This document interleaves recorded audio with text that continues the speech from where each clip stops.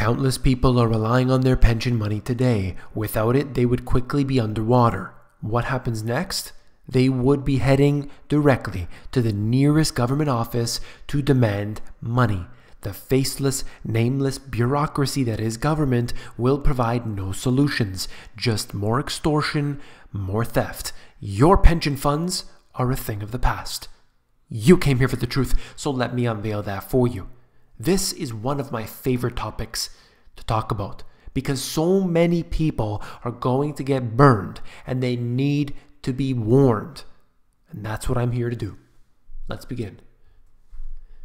1 year ago, the California Supreme Court decided Tuesday to review a ruling that would give state and local governments new authority to cut public employee pensions.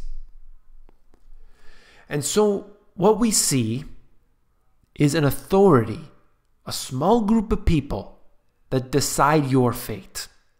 So let's talk about that for a moment. There are so many people that I've heard about and others have told me as well. They are relying on their pension to pay their bills. If they didn't have that, they'd be underwater immediately. So you plan your life. Let's say you're working in a position, government job, let's say, and you have this pension fund. It's performing. You're being told that when you retire at 65, let's say you were 45, and at 65 you're going to have this pension money, and you planned accordingly. Okay, you had, let's say, your home, maybe a little vacation home that you had there. You had 2 cars. You had the 2 kids in college, okay? And so you go about your life. I got 20 years left where that's going to be building up. I'm putting money in. I'm working, putting in my hours, paying my dues. 20 years left, and then I'll be able to cash in on that. I'll be able to live nicely. So those are your plans, right? And then unfortunately a group is set up and they sign on a little piece of paper and say, okay, for everybody who is getting, let's just make up some numbers, $1,000 a month, you are now going to get $700 a month because we've decided that it isn't possible to pay that much money. So we are going to pay you this much instead. Well, you had those 2 kids in college, you had the 2 cars in the garage, and you had 2 properties. So what do you have to do?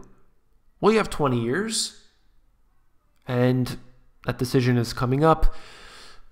You can sell one of the cars, sell the vacation home, budget, make a bunch of changes. Okay, you got 20 years. You can do that. But what about the other person who's just about to retire? Or maybe they just retired. Maybe a year or 2 ago. Maybe they're relying on that pension today. They're going to be so screwed over. So what do? Well, they call the helpline, government helpline, and they're going to tell them how to make more money. They're going to tell them how to pay their bills. They're going to tell them how everything's going to be okay, rainbows and flowers and soft, fluffy clouds. No, nobody's going to help you. And I don't care how many people criticize me day after day. I'm there to help even just one person. If this makes people realize how dangerous the financial system really is, then I'm happy. Do you see what I'm doing here? I'm just showing the fragility of the market. There are so many people that are relying on that. Maybe they've put everything into the market in one way, shape, or form, right? Mutual funds, bonds, stocks, whatever it might be. They just put all their money. They've now given their money to somebody else. They've basically given their future to somebody else, a group of people, whatever it might be, a company or whatever. What happens if that changes? Your entire life is screwed, right? That's what all I want to do. I'm not saying, there's a lot of criticism that would say, point the finger towards me. I'm just saying, look at what I found and then I back away. That's all. Okay, quickly, let me go through this. The court, meeting in closed session, unanimously accepted labor unions' appeal of a decision that said government pensions were not immutable and could be trimmed. All right. And then it basically says that they're going back and forth, back and forth. They have to go through the court system. There's red tape and so on and so forth. Okay. Now that was November 2016. We move to the present. 4 decades in California, a sacrosanct rule has governed employees' pensions. Benefits promised can never be taken away. That's the way it was. But cases before the state Supreme Court threatened to reverse that premise and open the door to benefit cuts for workers still on the job. All right. The lawsuits have enormous implications for California cities, counties, schools, fires, districts, and other local bodies facing a sharp rise in their pension costs.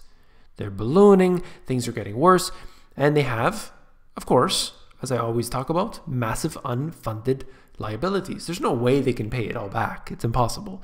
We've shown you that before. It's been covered here. It's been covered elsewhere. And essentially they're saying, what do we have to do to make some changes, to reform? You always hear these terms being used. Now, further along in this, at issue is the California rule, which dates to court rulings beginning in 1947. It says workers enter a contract with their employer on the first day of work, entitling them to retirement benefits that can never be diminished unless replaced with similar benefits. Okay, so it guarantees them, right? Somebody promised these people and they believe it. How many times have we heard this one? It gives workers security that the retirement will be safe and predictable after a career in public service, but it also ties lawmakers' hands in responding to exploding pension costs. Right. And that's the issue. They made a promise, they just can't keep it. So it has to go through the court system and try to allow it to happen. They made that promise, you paid into that for your entire career, and they're suggesting that maybe you don't deserve it all. And I'm not even saying this should even exist. I just think they should come out there and suggest to everybody, look, we made a mistake. We're going to wean off this entire system and let's just end it here. Let's just admit our defeat. They do this with the retirement accounts. They do this with pensions. And a lot of people's livelihoods are at stake. So it's a very serious thing. And unfortunately, you could see what's going to happen. We've already seen how public pension funds were used to fill these gaps and fill these shortfalls in different parts of the world. Detroit, Portugal, other places. It's widely accepted that retirement benefits linked to work already performed cannot be touched, but the California rule is controversial because it prohibits even prospective changes for work the employee has not yet done. Lots of people in the pension community are paying attention to these cases and are really interested in what the California Supreme Court is going to do. And I just think it's funny how you have this judicial system that may decide one way, shape, or form somebody's fate. They're going to have to go back to work. Maybe they're going to have to give up certain things. And I just don't think there should be that promise. If you don't promise this to people, then it's okay. But you've made that promise to them, and everything they have could be turned upside down. That's where there needs to be. There needs to stop having this safety net for people, promising them things, and then at some point you take it away. That's not a good idea, because then people get really upset, and you know what happens on the streets. Look at what happened in Greece. Look at what happens every time. Europe is one example where people ultimately are fighting for their pensions. Pension systems around the country are facing unprecedented pressures from generous benefits, severe losses during the Great Recession, mostly anemic investment earning since. Why is that the case? We're talking about a market that I'm constantly hearing since March 2009 until today has done extremely well. In fact, throughout 2017, even though the problem of pensions actually has been getting worse in 2017, throughout 2017, month after month after month of positive gains. Why are the pension funds doing bad? And it is with absolute certainty that they are taking the money and keeping it for themselves. That's what I see. You've heard me talk about pensions before. Just look at this. I went to the spy search engine here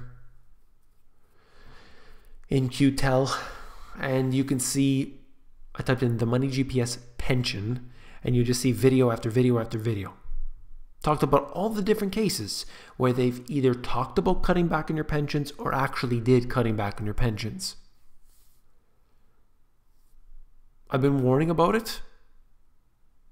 I've been showing you, documenting how this has all been happening, and there's still criticism. Well, I think that's a little bit ridiculous now because we've had so many examples of them doing this in the past. They're going to do it in the future. It's all about, can we get this through law? Can we make this happen?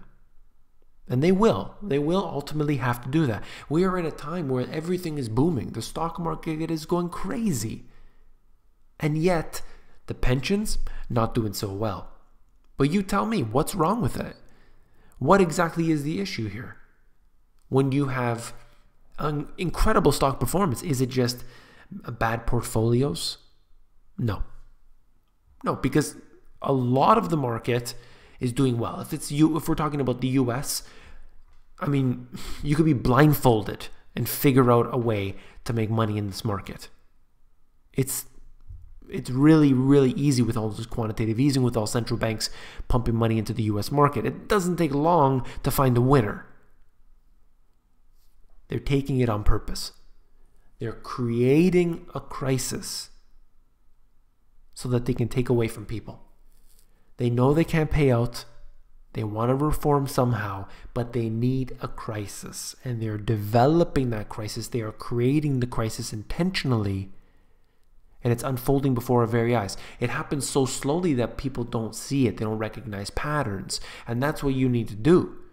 You need to look around you every single day, every minute, and recognize the patterns, connect the dots, and decide for yourself. Don't listen to me. Decide for yourself. If you found this video informative, please give me a thumbs up. Last but not least, if you found the video informative, I know you will find my books, The Money GPS and my newer release, Global Economic Collapse, even more informative. The first book is about the 4 asset classes and how to profit from them, whereas my newer book talks about earning income, reducing your monthly expenses, becoming self-sufficient, and so much more. So you can check those out at Amazon. Links are in the description below. Take care.